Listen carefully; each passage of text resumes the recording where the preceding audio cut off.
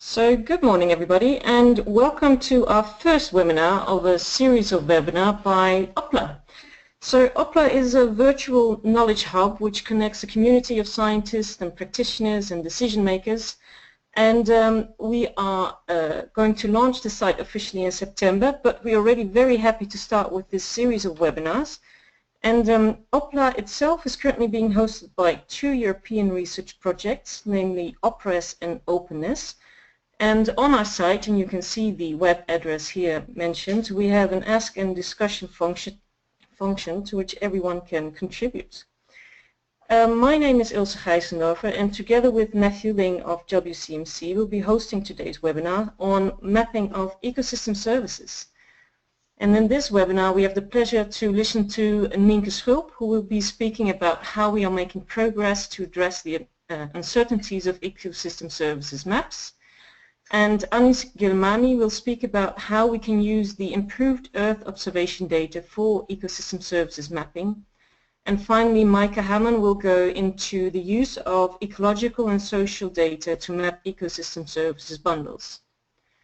And after each of the sessions, we'll have a short period to ask some questions, and in the end of the presentations will be a longer session to have some questions across all the presenters. If you'd like to pose questions to the presenters, we ask you to either pose questions through the Oppla ask function that you see here, or use the chat function of the software.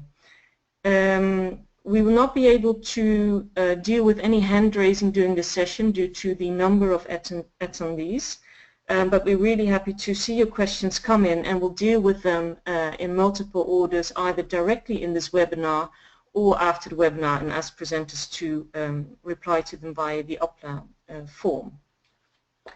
So I think that's it for me for the introduction to the Oppla, and we hope that you'll be in touch with us also for the following webinars. And then I'd like to now give the floor to Nienke to kick it off with the first presentation.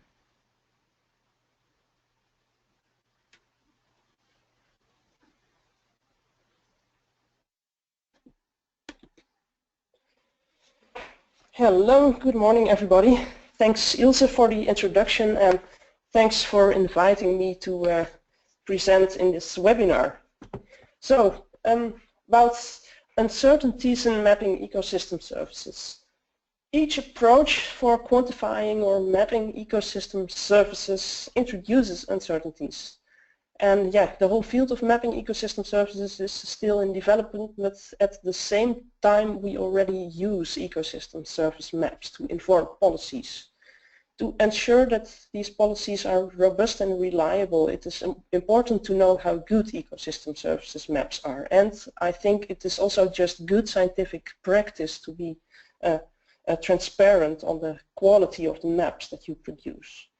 Quantification of those uncertainties in ecosystem service mapping is not yet common practice. In this presentation I will go through a few examples from ecosystem service mapping, but also from other fields that actually do quantify uncertainties, and from that I give the recommendations on what the ecosystem service field could learn from this.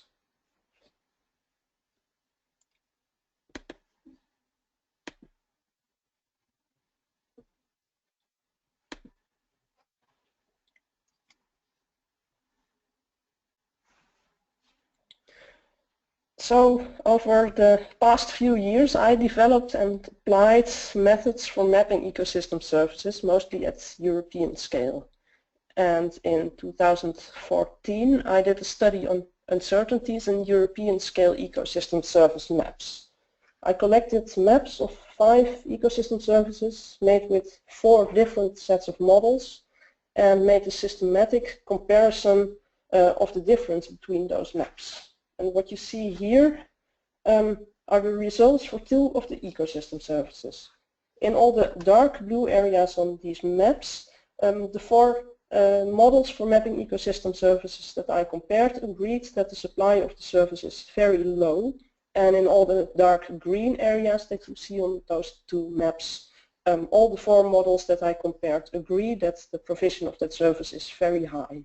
In all the purple areas, the maps that I compared disagreed very much. Some maps thought that the provision was very high and some maps thought that the provision was very low.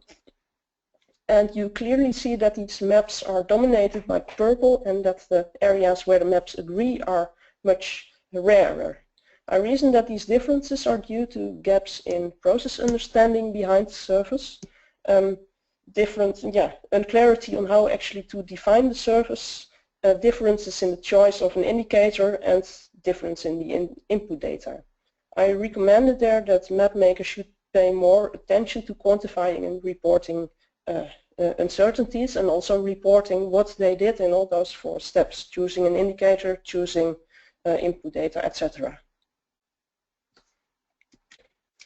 A place where this already has been taken up is in this overview report by Science for Environmental Policy. The report stressed again that uncertainty and quantifying uncertainty is a key challenge that needs increasing efforts. The report also introduced 3 complexity levels, 3 tier levels for mapping ecosystem services, and I will use these three tier levels as an entry point to discuss how to quantify uncertainties. To start with, the tier 3 methods. These are the most complex models, process-based models that in detail mimic the process of the provision of an ecosystem service. These approaches mostly stem from the hydrological community and the climate change community, and are regularly used for carbon balance modeling and for water regulation modeling. What you see here is just an example of how the LPJ model works, and it's commonly used to simulate changes in carbon sequestration. In these tier 3 approaches, a structured quantification of the uncertainty is common practice, and what is very often done, very commonly the uncertainty of each input is well known or can be estimated. And what is then mostly done is that they calculate the ecosystem service in research once using all the minimum values of all the inputs and once using all the maximum values of the inputs, and then you get a range of possible output values for your ecosystem service. And somewhat more sophisticated approach is the Monte Carlo analysis. Then you calculate the ecosystem service, for example, 10,000 times, and each of those 10,000 times you just draw all the inputs from the probability distribution of each of the inputs. So you get 10,000 slightly different outputs. You calculate an average of those, and that's your ecosystem service map. And you can also calculate standard deviations or so from that to get an idea of your uncertainty. I didn't do statistics on this, but I have the impression that tier 2 and tier 1 methods are much more common in ecosystem service mapping, but that their methods for quantifying uncertainty are much less well sorted out. They are there, however. First, an example now of a tier 2 method. Tier 2 methods are methods of intermediate complexity. Often they are either a very simplified process-based model upscaled using several environmental variables, or they are empirical models, or they are based on, for example, downscaling country-level statistics. This whole scheme is from a paper by Dries Landuit et al. From Flanders, and they do Bayesian modeling of ecosystem services. They map the ecosystem services air quality regulation, which are all the gray boxes, food production, that are all the yellow boxes, climate regulation, all the pink boxes, and wood production, all the green boxes. White boxes are the input variables, and all the arrows show how these go into the models for these different services and how those models are composed. And you can see for each of the inputs a probability distribution, and you can see how these probability distributions propagate in probability distributions of all the outputs in the color boxes for the ecosystem services. What they basically did is simulating land use changes between 2010 over here and 2050. Those simulations are obviously uncertain, which you see here at the right. Based on those changes, they simulated or mapped all the ecosystem services. Here they show an example for food production in 2010 and in the middle in 2050. Those uncertainties in land use that you see top right, together with all the uncertainties in the whole probability distribution of the other inputs, then propagate in an uncertainty of the ecosystem surface, which you see at the lower right. And yeah, this is a quite okay, very straightforward but very clear approach, and I really like how they present it here, that they present the map of the surface, a map of the change of the surface, but together with that a map of the uncertainty. Also in approaches like this, in intermediate complexity approaches, you can alternatively do a Monte Carlo sensitivity analysis or calculate the range of values in a way similar to the tier 3 methods. I've done a few examples of that, but won't go into that now. To the tier 1 methods now. Those are commonly expert scorings of ecosystem services. The matrix approach for mapping ecosystem services, I guess many of you know that. It's a typical expert-based tier 1 approach. Each Korean land cover type that you see over here listed at the left is assigned a capacity to supply each ecosystem service. And that capacity range from 0, that it has no capacity, to 5, a very high capacity. Commonly it's based on expert knowledge, but it can also be based on calculations or process models.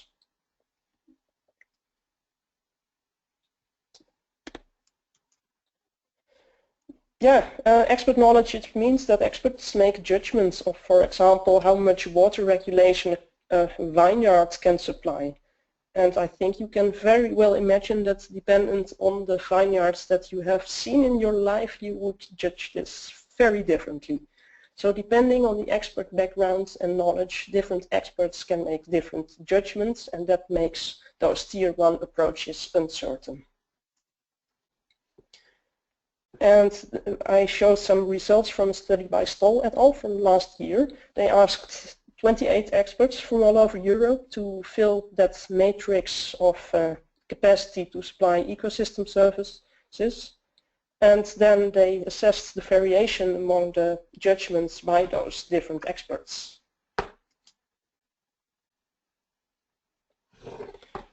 They used those expert judgment to recalculate all those values in the matrix, and they made some adjustments to that, but they also calculated the standard deviation of all the matrix values. I won't go into if calculating means and standard deviations of categorical variables is completely appropriate, but anyway, just some results from that. It is still an interesting approach.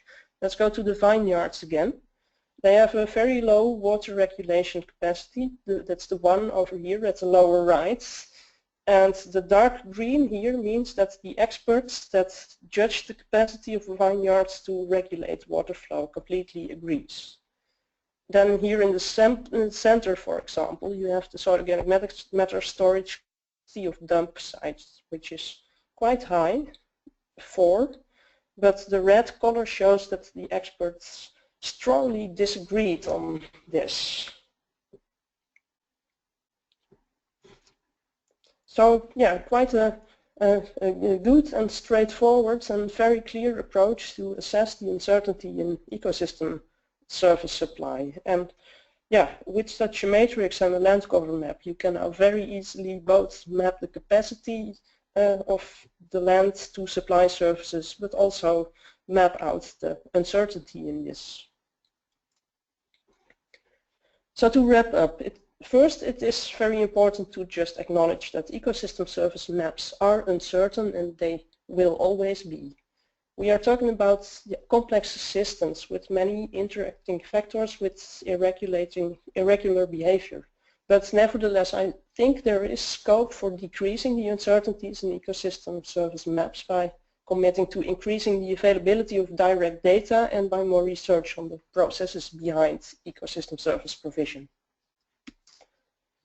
But acknowledging that, as a next step, it is essential to be transparent on the uncertainties. There are approaches available for doing so at all levels of mapping complexity.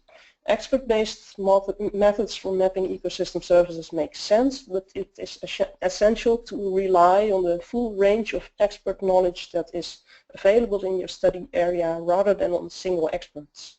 In more complex, more quantitative methods, it should just be common practice to, for example, do an inventory of the input uncertainties and next calculate how they propagate into the outputs. Altogether, I think there is no excuse for not reporting uncertainties in mapping ecosystem services. Map makers should do so and should also explain what these uncertainties mean so that decision makers at whatsoever scale can adapt their management or planning decisions to the confidence level that is reported by the map makers. So thanks for your attention.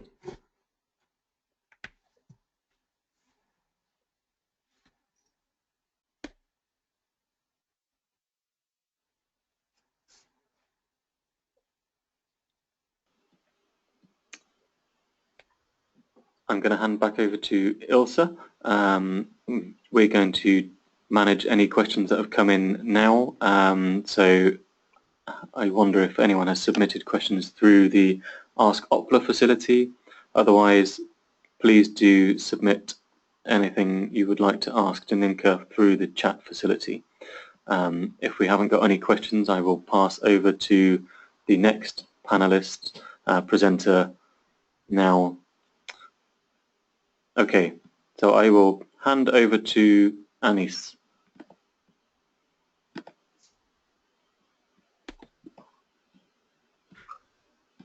So, good morning, everyone.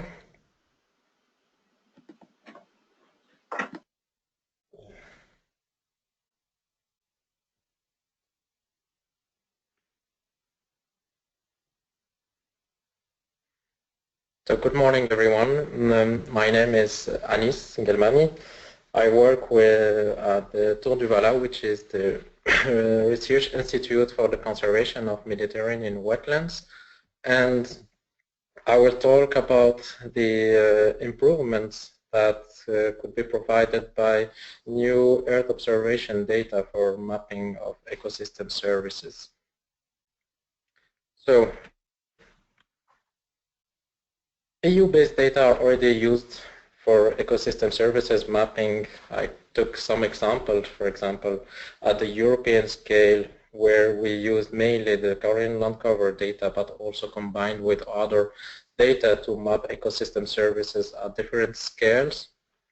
And what we are doing now, we are working on the development of new approaches and new methodologies based on new Earth observation data, mainly derives from the Copernicus program, for example, the Sentinel satellite images, how to better integrate this this new data for the mapping and produce several maps like land use, land cover, but also water dynamic maps and soil moisture map, and how to integrate these maps in ecosystem services assessment. We are working, for example, in 2 Horizon 2020 projects that are focusing on this ecosystem services assessment, which are the satellite-based wetland observation service and the ecopotential projects that are 2 ongoing projects funded by the European Commission and working on assessment and monitoring of ecosystems and their services. So the question is, what are the improvements of Earth observation for mapping ecosystem services? What we can do with this new data and how we can improve our assessment of ecosystem services, mainly based on satellite images.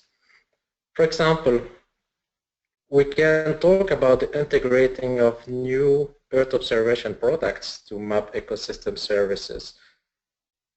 In this table, you have on the top some examples of EU products that are that will be produced in the frame of the SWOS project, for example.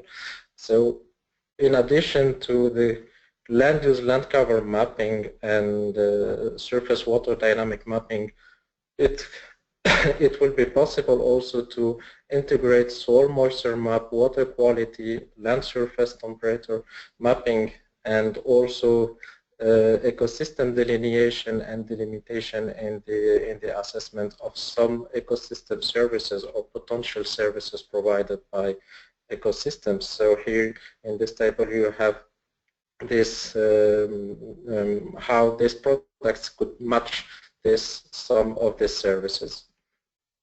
I give you some examples of these products or that are under investigating in the frame of the SWOS project. For example, the water quality parameters. We are working on the production of water quality maps in many test sites, mainly water bodies like lakes and lagoons, and how to better integrate this information on the trends of water quality, for example, chlorophyll concentration or turbidity trends in the assessment of the status of each ecosystem, and how this information on the status and trends could be integrated in the assessment of the ecosystem services provided by these ecosystems, but also by the surrounding ecosystems of these water bodies. Another interesting product derived from EU data that could be used for ecosystem assessment is the surface water dynamic. We can assess the surface water dynamics, for example, at the intra-annual but also inter-annual scales, and this information could be very useful when we work on some ecosystem services like the water regulation or the water purification, but also the water used for agriculture and fish production, mainly for aquaculture.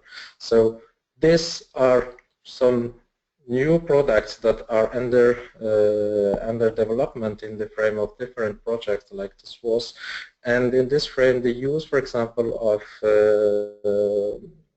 new Earth observation free Earth observation data like the Sentinel one, which are SAR images, could highly increase the capacity of mapping of ecosystem services, mainly for water detection.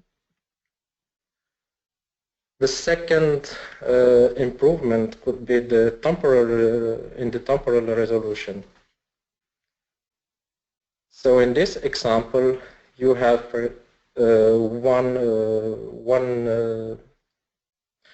one site in northern East Algeria, and the use of interannual time series could highly improve the thematic accuracy of the products. For example, here we have used more than 10 images for 1 year, and this will allow us to better identify some ecosystems, like for example some wetlands that are defined by their dynamics. Like for example, if you take the marshlands or the wet meadows, they are defined by their dynamics in water and vegetation. And this information is provided by a high resolution of high temporal resolution of data acquisition. And using this high temporal resolution maps images, we produce, for example, a map of land use, land cover using Korean land cover nomenclature, but also using other typologies and nomenclatures. And if we compare this map, this produced map from Landsat 8 images to the provided map by the national authority in Algeria, and we extract one ecosystem service, for example, the water flow regulation, we can see for some ecosystems they are underestimated on their capacity to provide this this service, specifically this service. For example, here I highlighted the wet meadows that are not well defined in the maps provided by the national authorities, and we can better delineate and better define these ecosystems using a high resolution, high temporal resolution of data acquisition. The third improvement could be the spatial and spectral resolution. So here, for example, you have a comparison in the region of the Camargue Delta in southern France. You have a comparison between Landsat 8 image and Sentinel-2 image. So Landsat, which has a resolution of 30 meters, and Sentinel-2 has a resolution between 10 and 20 meters, depending on the spectral band. And using this new satellite images provided by the Copernicus program, for example, when we extract the water mask, it has a better delineation of the water bodies, and also we can have a better temporal resolution using this new product, and this also could provide us more accurate information about water dynamic, but also about vegetation. Also using the Sentinel-2 images, for example, we can have a better delineation of some linear features. Like, for example, here I compared for the same region and for the approximately the same time period in 2015. I compared between these two areas, and after segmentation. So segmentation is a pre-processing that we do usually for land use, land cover mapping, for example. So during this pre-processing, this segmentation, we try to identify the different features depending on their spectral signatures. And here you can see that we have a better definition of some features, like, for example, field crops and linear features used in Sentinel-2 images that have better spatial resolution. And also comparing Landsat 8 with Sentinel-2 with this increase of spatial resolution and also spectral resolution during the classification process, for example, to produce land use, land cover map, we can improve our detection and definition of some small habitats. Like here, I just show you the difference between the two maps, one on the left produced from Landsat 8 and one from the right produced from Sentinel-2 for the same year, and we have a better detection of some small habitats like dunes and some marshlands, vegetated marshlands. And finally, we can also talk about the improvement in the existing ecosystem mapping, ecosystem services mapping nomenclatures. So here we take the example of wetland ecosystems, because in the frame of the SWOS project we're working mainly on wetland ecosystems, and here you have a comparison, a rough comparison between the MIAS typology, which is the mapping typology derived from the mapping and assessment of ecosystem services, and the Ramsar nomenclature. So, for example, here you have some general differences between these two nomenclatures. Like for the MIAS, for example, it doesn't split the lagoons into freshwater and brackish lagoons, and also the Ramsar typology doesn't split marshes based on the reed and the vegetation presence. So these differences, like between the MIAS and the Ramsar typology, could be improved by the integration and the development of crosswalk tables between the two nomenclatures, and we are working on integrating, for example, the Ramsar definitions of wetlands into the MICE the typology, and this was already done, for example, for land use land cover in the frame of another project, which was Globe Wetland 2, and now we are working also on the integration of Ramsar definitions of wetlands into MICE typologies. And here are some examples of this improvement that we could have when we will integrate this Ramsar definition in MICE typologies. For example, here we will have the possibility of to identify and recognize some wetlands ecosystems, like here the riparian forest and wet forest, that are not well defined in the MICE nomenclature, which are only included in riverbanks, for example, without more detailed definition. And also we can have the possibility to integrate inundation levels using the MICE nomenclature and to separate between different ecosystems depending on their inundation dynamic and vegetation dynamic. So all these improvements in the temporal, spatial, and spectral resolution, but also the nomenclature and the typologies used for ecosystem definitions, could be very useful to better understand the functions and the role of the ecosystems, and also to have better accuracy in the identification of ecosystem services, and also the assessment and the quantification of these services. So, thank you for your attention.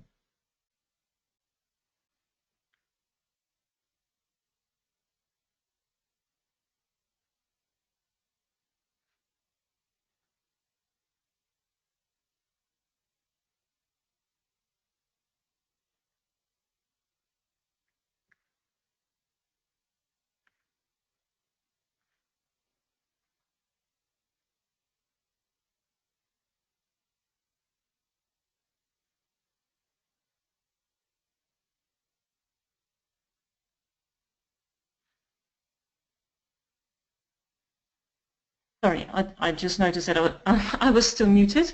Anis, thank you for your presentation. How do you think that you can actually identify the uncertainty of these maps which have a higher temporal resolution of the data? Because usually field data that is used to validate maps, they're only done once a year or maybe a few times, but I can imagine that that can pose some problems here. Yes. We can identify some field data or gather some field data to validate and to calculate the accuracy of this produced map by using the same definitions of the ecosystems. I mean, we try to define our ecosystems using, for example, a high temporal resolution in order to better integrate the dynamics and vegetation and water, and also when we will start to gather field data for the validation, we will use the same definition. So it will be the same definitions and the same habitat nomenclature used for the field data also to be used for the validation. I think that this could be possible if we have, for example, seasonal field data campaigns, and to compare with this seasonal but at the same points in the space and the same points, and to compare with our maps. Okay, thank you, Anis. I think now we will go through to the next presentation of Maaike.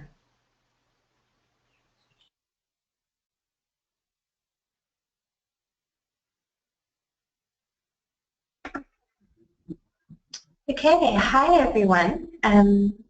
Thank you so much to Oppla for this opportunity, and greetings from Stellenbosch in South Africa, which is close to Cape Town. My name is Maika Haman. I am with the Center of Complex Systems and Transition here in South Africa. And I'm very excited to be talking to you about the co-production of ecosystem services. And actually, it fits so nicely, having listened to the previous two presentations, which have shown such a really great range of how you can map ecosystem services and really thinking about uncertainty and satellite data and all these really cool frontiers for mapping ecosystem services. And I think why I hope that my presentation is going to just kind of take a step back, zoom out a little bit, and show you a little bit of a different approach, maybe slightly more conceptual and less technical than the other two presentations, and I think that really will round off the session quite nicely, at least that's what I'm hoping. So I want to begin by actually posing a bit of a question, and the question is, what are ecosystem services? And you must be thinking, is she joking? Surely we all listening to this seminar and participating know what they are, but really I'm being serious, like taking a step back and thinking about it. How do we conceptualize ecosystem services? What do we understand by them? What is our gut feel? You know, and there are so many different, obviously, very many different frameworks and definitions, and but even just looking at the very basic ways in which people tend to think about them, like benefits provided by nature, that sort of indicates almost some kind of resource that is just simply made by nature and is there for the picking. You know, that's people can just use. Or are we receiving things from nature? Is it a gift, or are we deriving benefits from nature, which would imply more of almost like a manipulation aspect to these benefits, like we're getting something but we're then changing it in some way to benefit us. So, I mean, or are there other ways of thinking of ecosystem services? So what I'm actually trying to do with these questions is really to make us think a little bit beyond the sort of, you know, in our everyday life and work when we're mapping ecosystem services. What is it we're actually doing? And so in this context, I'd like to talk about this concept of co-production of ecosystem services, and giving this example of this farmer here who's produced this yummy looking lettuce, or which, you know, vegetable production as an example, food production, crop production, whatever you want to call it, as an ecosystem service.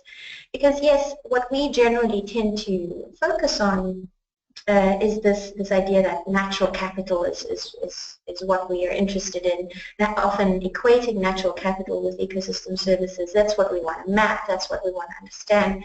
Often, you know, as you've seen, also using these amazing technological tools or different kinds of methods to map natural capital, land cover, land use, soil properties, whatever it is.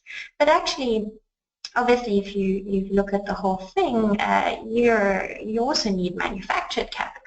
Like this tractor, for example, this is a manufactured thing that humans made that is helping in the production of this ecosystem service. Also, financial capital. This farmer surely has some kind of a bond or a loan or something from a bank that is helping him produce this ecosystem services. And if you look at the background there, those few houses, you can see there's social capital that is involved in the production of this ecosystem service. There's other people of the farming community, there are his friends, his colleagues, maybe his boss, maybe his workers, that are all part of this social network that he's relying upon to produce this ecosystem service. And of course, the farmer himself in his own head has a lot of human capital. He has all the skills, all the knowledge, all the experience of farming and optimizing and just getting the most out of the land. And so all of these different capital types are playing a role in producing this ecosystem service.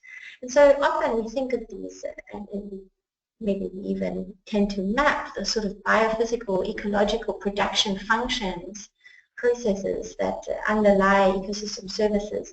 But maybe we must also start thinking a little bit in the direction of so-called social ecological production functions, as shown by Belinda Reyes and colleagues in a paper in Frontiers in 2013.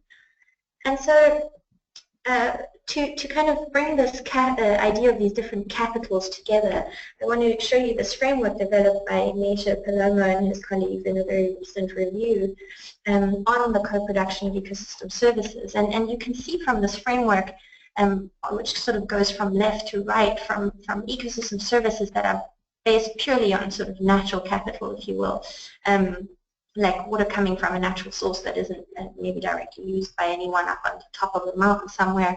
And you can see the green in the top rectangle that represents natural capital, and the light blue represents non-natural capital forms. So, you know, as we move along this scale, if you will, the input of natural capital sort of slowly decreases and non-natural capital increases until we get to something that is not an ecosystem service anymore, because it's purely made of non-natural capital, or the inputs are purely non-natural capital. So Palomo and his colleagues, they say that the ecosystem service is sort of in the middle there, which are made up of a mix of different capital types, are what we can call co-produced ecosystem services. And I think this is a really neat framework and sort of way to think about this concept, but it doesn't necessarily help us so much when we're thinking about mapping co-produced ecosystem services. Can we even do that? How do you map something that is made up of so many different inputs, and where do you start? And so one of the examples I'd like to give you of where we did, well, I think we mapped co-produced ecosystem services is in South Africa.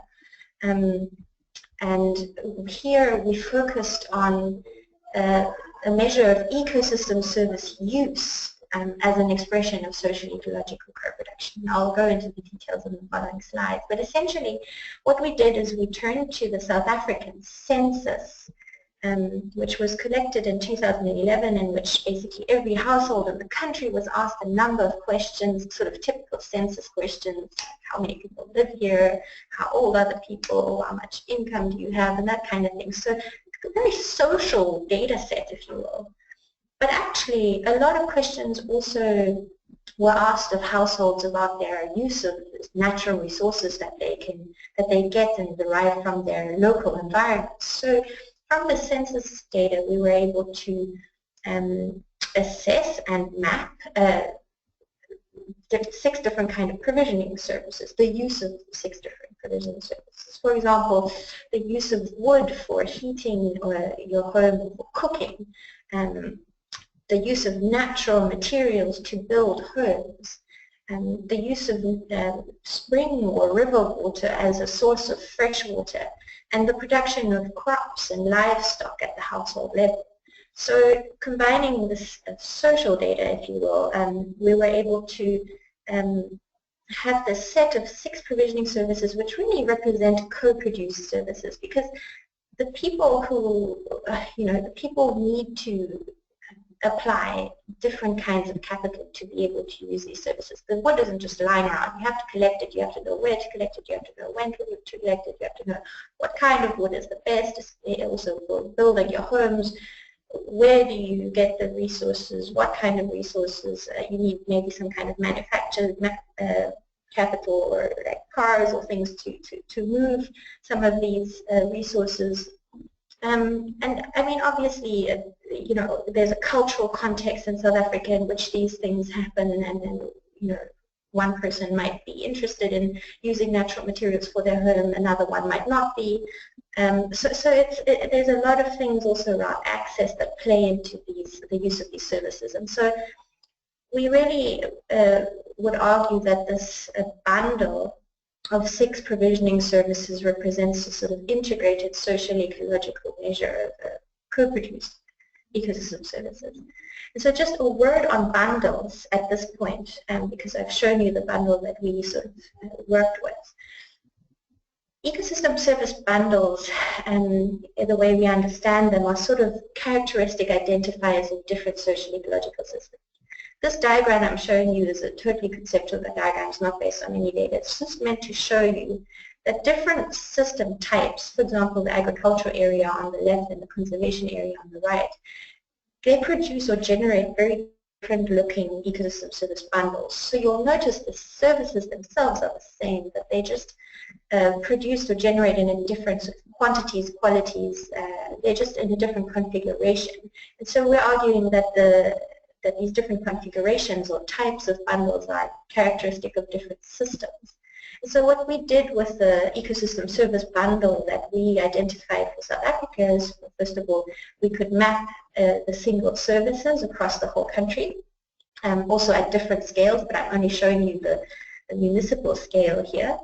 And then we could subject those maps, those distributions to a cluster analysis to identify areas that share similar bundle types. And we were able to identify these 3 different bundle types that essentially represent overall low, medium, and high levels of the direct use of locally available ecosystem services at the household level in South Africa.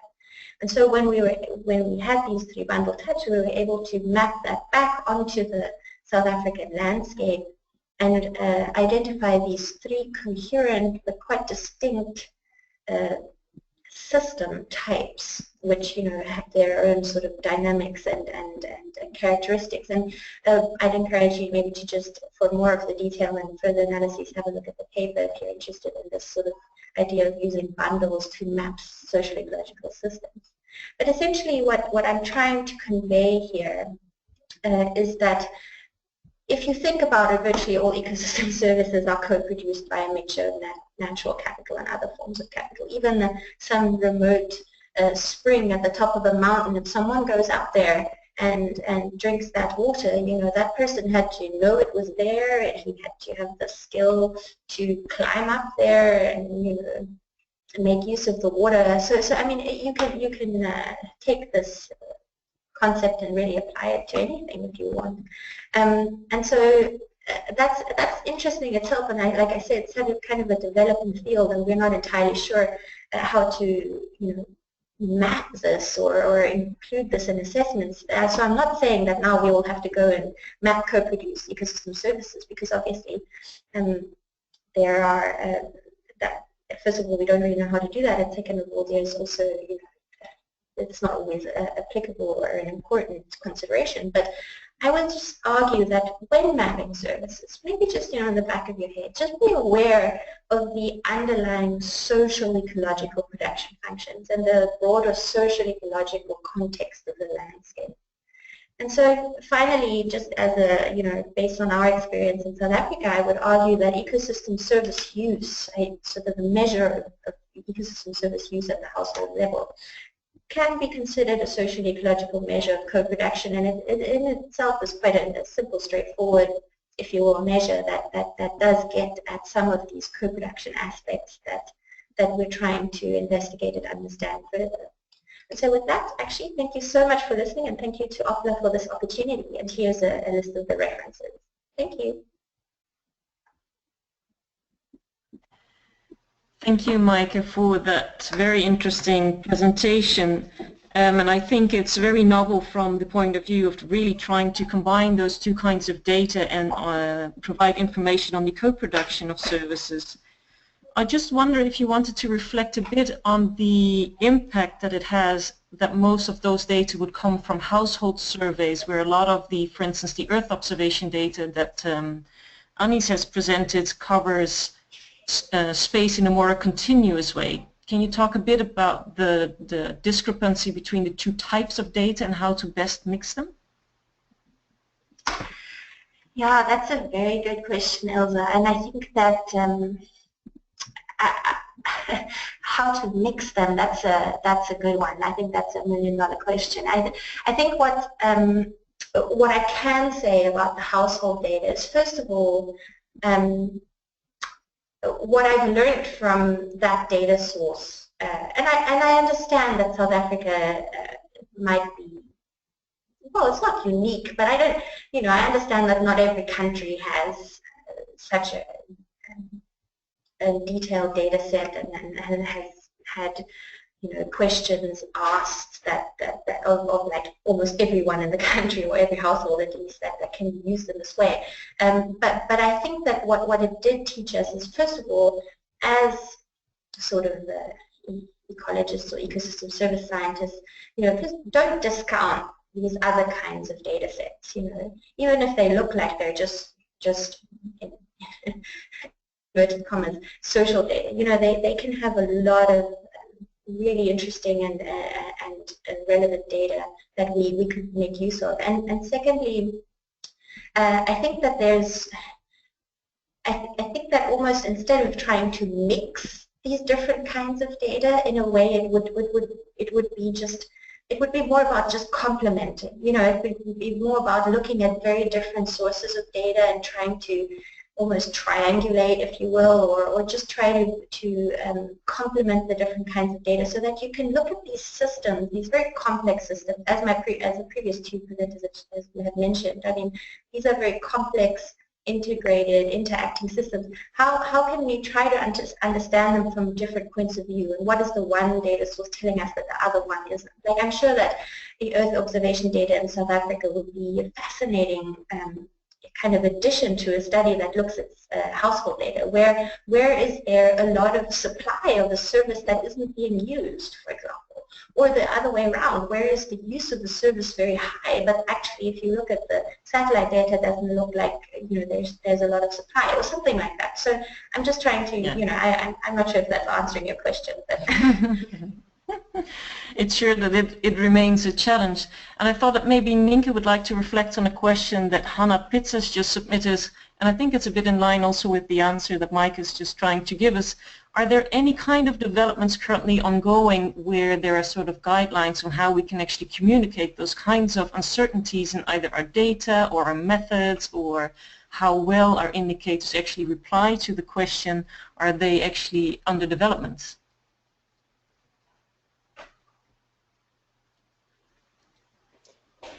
Not as far as I know. I do see some more ecosystem service mapping or modeling approaches appearing in literature where uncertainties are quantified.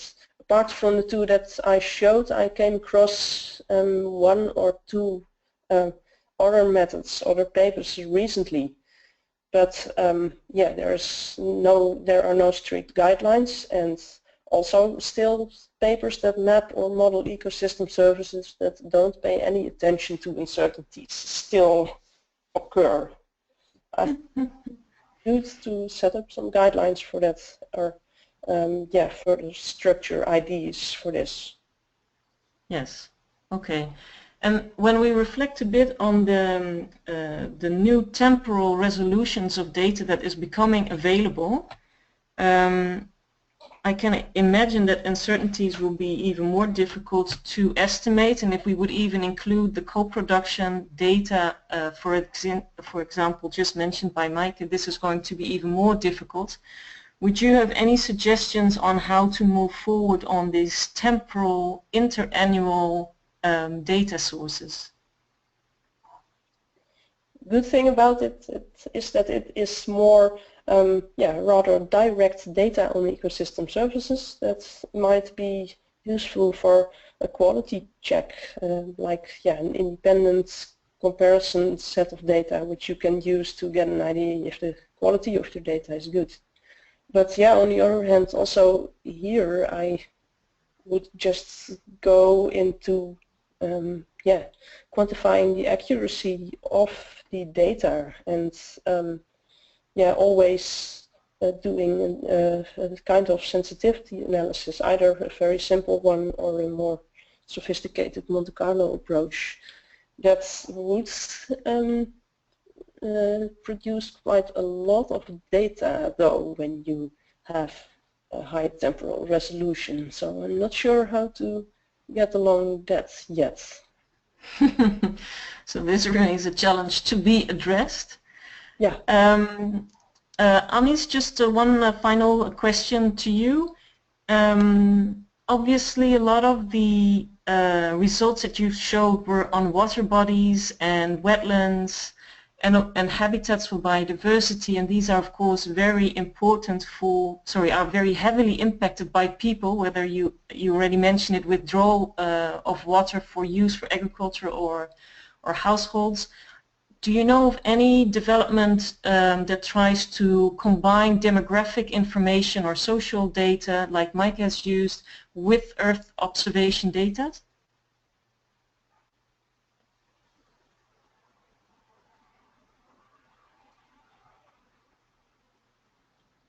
Anis? Anis, if we don't hear you, might have muted your mic yourself. I forgot to have my microphone. Yeah, very good question, Ilse. I know that there are some works on the correlations between, or try to correlate some other socioeconomic data with EU derived data, for example, on land use, land cover, or water cycle dynamics. But as far as I know, I don't have any, detailed information on such an indicator that is combining these macro indicators at national levels, for example, if we talk about socioeconomic development, with status and trends on the ecosystems and the habitat at local levels. In the frame of the development of the Mediterranean Wetlands Observatory, we are working on these linkages between these macro indicators on socioeconomic and demographic indicators with some other indicators more specific to sites level or to watershed levels. So I don't know if there are other organizations or other people working on these linkages, but in the Mediterranean Wetlands Observatory, we are trying to develop this kind of indicators, but it's still under development. Okay. Okay, thank you, Anis. I think with that we are nearly up to 12. So I just wanted to finalize here, just thanking everyone in the audience for having participated in our presenters. We hope you enjoyed the webinar and that you're keen to sign up for our second webinar, which is due the 25th of May. It's also on mapping on ecosystem services, but it has a more practical approach in dealing with the added value and limitations of ecosystem services maps for practitioners, decision makers and governance. And the invited speakers for that webinar are Benjamin Burkhardt, Sander Jacobs and Nuria Marba. So we've had questions coming in from multiple people, and you will see them. I just put up the Oppla Ask site where you can actually pose those questions. Oh no, I can't. Oops. Do this. And actually, if you go down into the scroll bottom, don't get this out. You actually can go through to the questions here. And all the questions that you have been asking today will be posed on the Oppla website, and you'll actually be able to comment on those questions as you think you might have replies, and so you'll be able to see of all the presenters, they will be commenting on your questions, and also of the Oppla community of how they reply. So that was it for the webinar. So very happy that you've been listening. The Oppla site will officially be launched in September, but as you know, we already have a growing community starting to exchange ideas with over 60 universities, research institutes, agencies and businesses. And you're very welcome to join us. All you have to do is register on the site. And if you have any ideas or webinars that you would have liked to listen to, then we very much welcome that you post those ideas.